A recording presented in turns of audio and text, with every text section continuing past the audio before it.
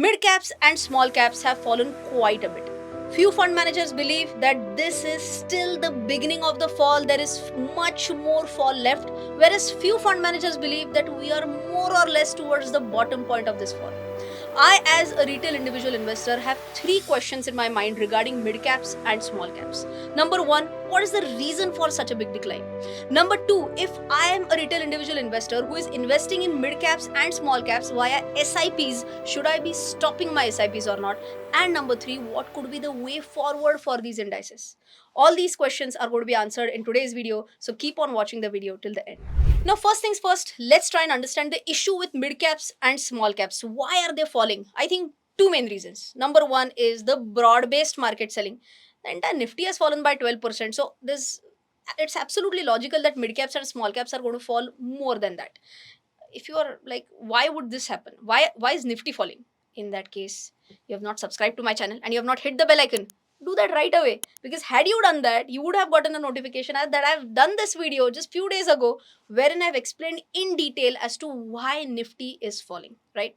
But now, just to give you some idea, if you know about this, that during Russia Ukraine war also, Nifty corrected by around 18%. But both small caps and mid caps fell way more than that. Mid cap fell by around 25%, small cap fell by around 39% during that scenario. So if you check any past falls, which are around 20%, okay, in that case you will find that mid caps and small caps have fallen average 1.5 times more than what the Nifty has fallen. Okay, so I hope first point is clear. It is about broad based selling in Nifty leading to a fall in mid caps and small caps. Now let's understand the valuation part as to why did the valuation bloat up. Now, when I'm talking about valuation, it's P by E, price by earning. Me and my research team, we sat down and we checked about how is the earnings growth in mid caps and in small caps. Both these cases, earnings is not like way higher, it's more or less similar. Okay, it's not crazily on a higher side. Where has it gone crazy? It has gone crazy in the numerator, which is the price. You might be like, why did mid caps and small caps rise?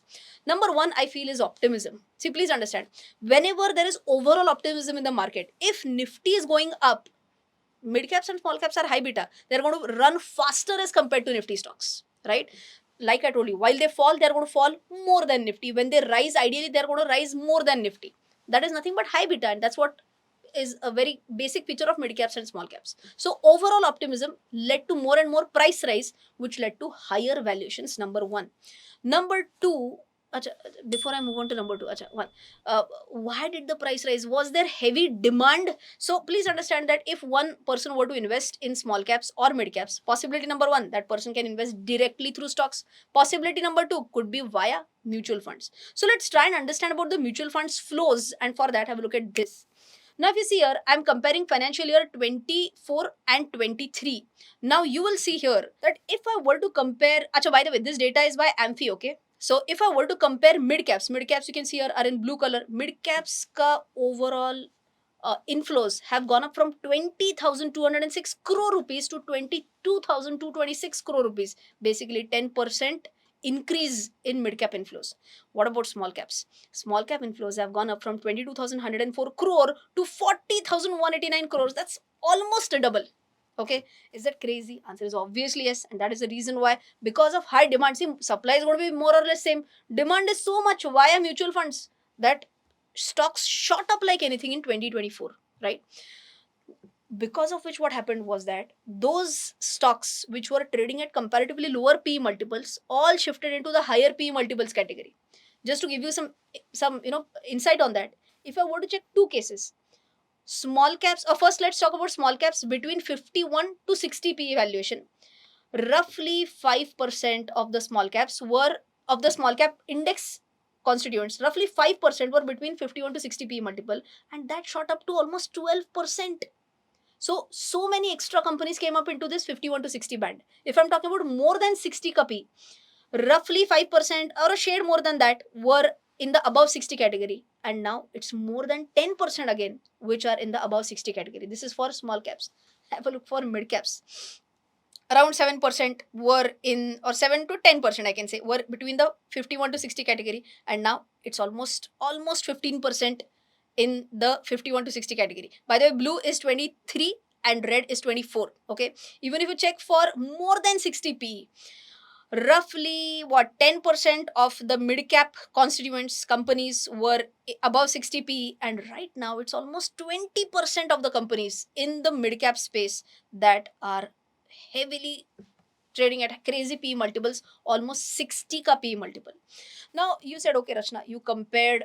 What is the scenario if I were to compare Nifty mid caps 24 versus 23, small caps 24 versus 23? But if I were to compare with its own median, then what?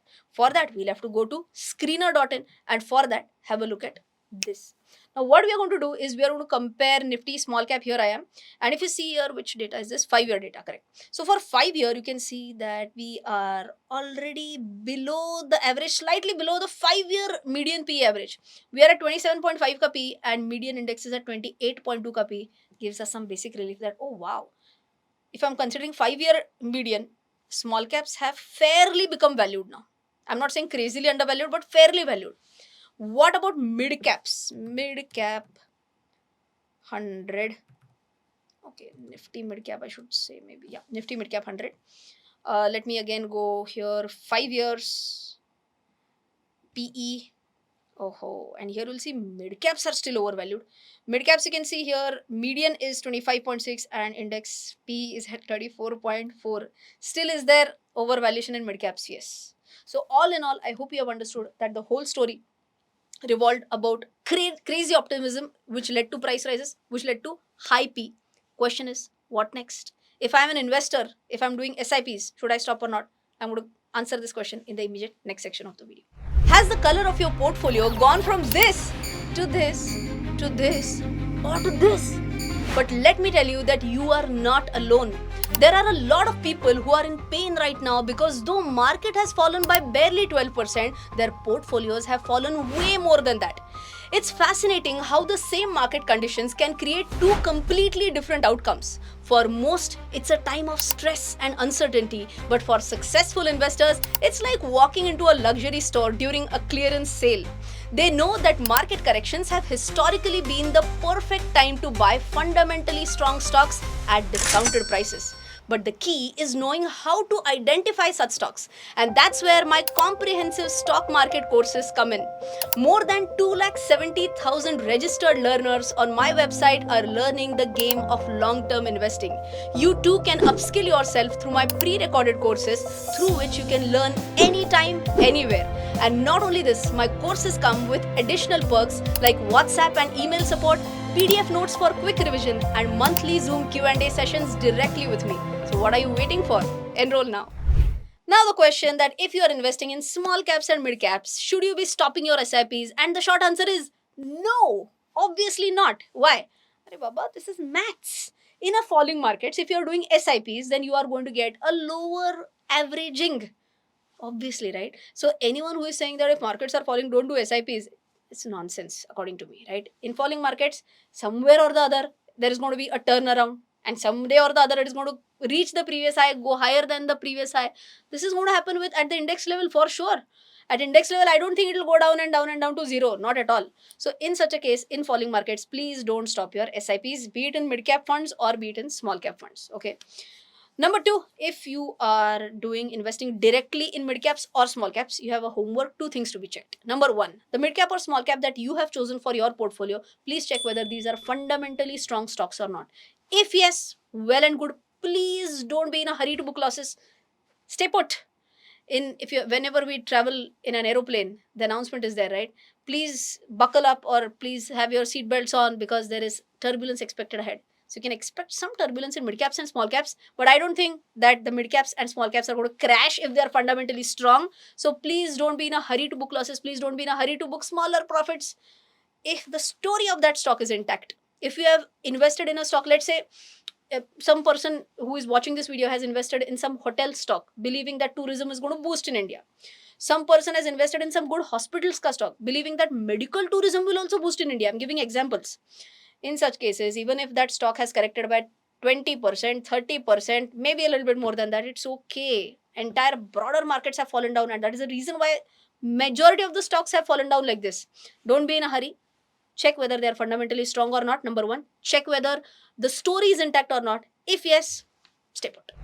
Moving on to the grand finale as to what could be the way forward for these indices. Okay, now first and foremost, let's understand what percentage of fall has happened till date.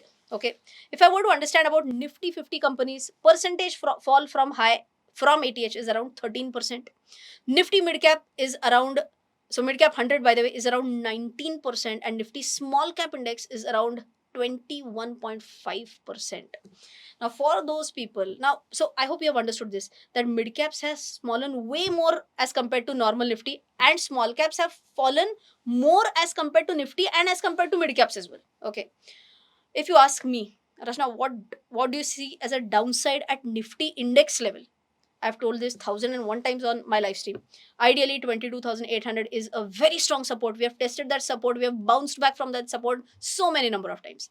Even if that is broken, another support at 500 points and one more very strong support at 21,800. So even if I say, chalo, worst, it may go down to 21,800. That's like a 4.2% fall. Okay, from here. That would translate. So this is like normal, cross multiplication. When Nifty fell by 13.2%, mid caps fell by 19%. If the further downside in Nifty is expected at 4.2%, then what is the further expected fall in mid cap 100? That will come mathematically to 6.04%, and small cap will mathematically come to 6.84%. What do I mean by this? If you are ready for a 4.2% discomfort in Nifty, if you are ready for a 6% discomfort in mid caps, 7% discomfort in small caps, if you are ready to hold on tight, don't worry at all. Don't be in a hurry, because I feel that this could be the way forward. This could, on a negative side, this could be way forward on a negative side for mid cap, small cap, or at Nifty level. But if I were to say that if you're a very pessimistic, super pessimistic person, and there is one person I know, he's sitting there and he's laughing. He believes that there is a gap at 20,300 in Nifty, and if that gap were to be filled, then what? Are Baba, in that case, it's further 11% downside from here for Nifty, and mathematically 15.8% downside for mid cap and 18% downside for small caps. So if you feel that Nifty could go to 20,300, if you are that category of person, then I don't think it makes sense to stay invested in mid caps and small caps. 18% downfall, 15% downfall. I mean, if I were a strong believer that Nifty jayega hi utna 20,300, then I would not have stayed in small cap and mid cap at this level. I'm not a believer that Nifty will go down crazily. I believe that nothing more than 21,800 as to whatever we know as of now. In that case, whichever strong small caps and mid caps are there in my portfolio, I'm not selling them. Okay, so I hope you have understood about way forward for these indices. I've talked about the negative side. What about ऊपर कितना जाएगा? तो unlimited है ना. There is no stopping. It can go up. See, previous ATH is तो पक्का. Whatever was the previous all-time high, that is going to be hit. And after that, we may go higher. Be optimistic. The market is all about optimism as well. And बड़े बड़े देशों में छोटी छोटी बातें होती रहती है. वैसे बड़े बड़े bull markets में छोटे छोटे corrections आते ही रहते हैं. Right? So I hope you enjoyed today's video. If you did, don't forget to smash the like button. Don't forget to share this video with your friends. I'll see you in the next one. Till then, take care. Jai Hind and bye bye.